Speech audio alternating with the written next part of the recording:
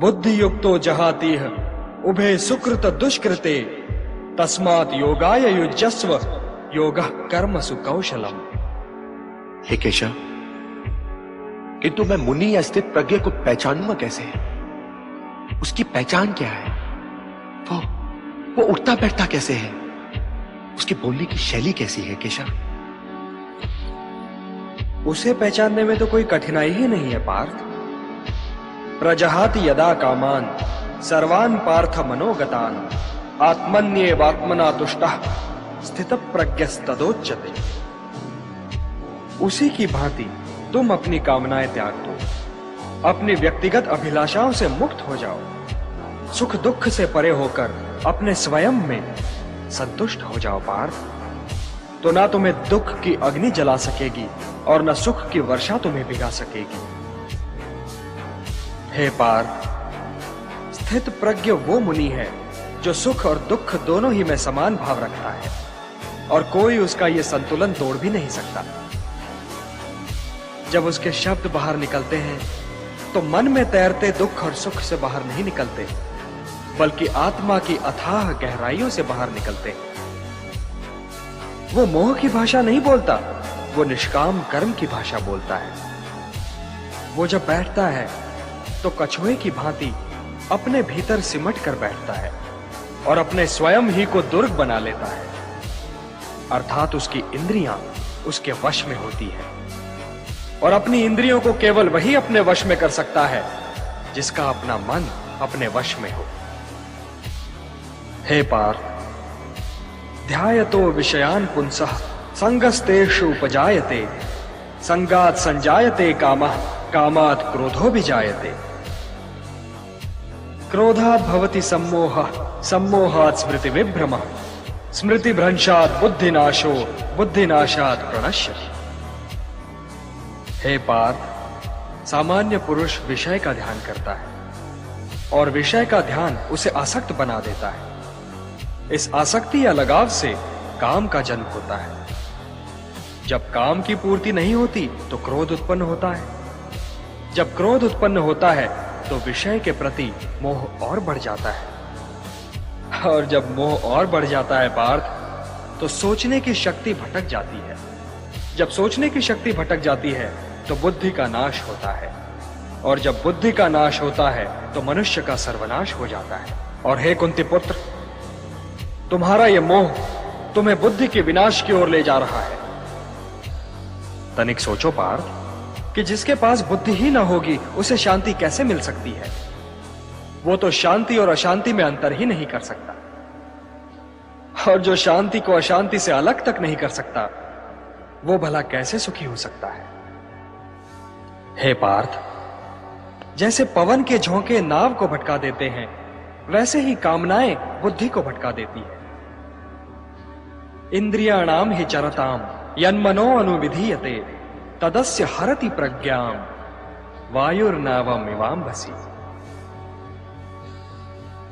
इसलिए हे महाबाहो, अपनी इंद्रियों को अपने वश में रखो, स्वयं ही उनके वश में न हो जाओ। पार्थ, यह बात ध्यान से सुनो और समझो कि जब संसार सोता है तब मुनि जागता है और जब संसार जागता है तब मुनि सोता है। ये सोना जागना क्या है केशव? ये रात दिन कैसे है? रात और दिन की तो मैंने बात ही नहीं की थी पार्थ। मैंने तो केवल सोने और जागने के विषय में बात की थी। सामान्य पुरुष की जाग हर क्षण कुछ पाने और भोगने के मोह में व्यतीत होती है। यही उसकी चेतना का लक्ष्य है। यदि उसे भूख लगी तो उसे भोजन चाहिए, यदि उसे प्यास लगी तो उसे जल चाहिए, यदि उसे ऋतुओं से अपना बचाव करना है तो घर चाहिए। उसकी सोच आत्मनिष्ठ है, परंतु मुनि अर्थात स्थितप्रज्ञ की सोच वस्तुनिष्ठ है।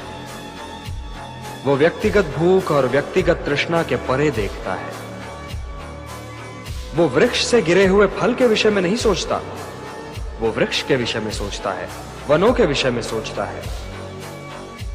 सामान्य मनुष्य को ईंधन के लिए लकड़ी चाहिए, तो वो वृक्षों को तब तक काटता चला जाएगा जब तक वन नष्ट न हो जाए। परंतु मुनि प्रकृति में वनों के महत्व के विषय में सोचता है प्रकृति के संतुलन के विषय में सोचता है, वनों और ऋतुओं के संबंध के विषय में सोचता है।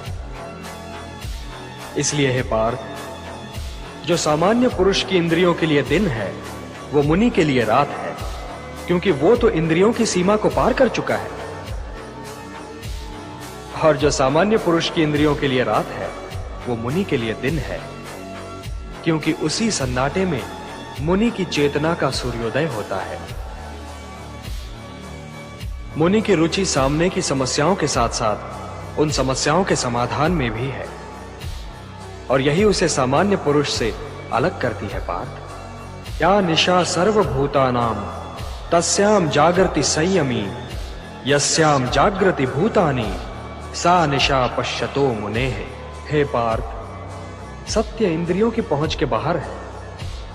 ऐसा नहीं कि मुनि को भूख नहीं लगती है, परंतु वो अपनी भूख के परे देखता है और ये सोचता है कि भूख का उपचार क्या है। इसीलिए सामान्य मनुष्य का दिन मुनि के लिए रात है, और जो सामान्य मनुष्य की इस रात से अपने को बचा ले, वही स्थित प्रज्ञ है।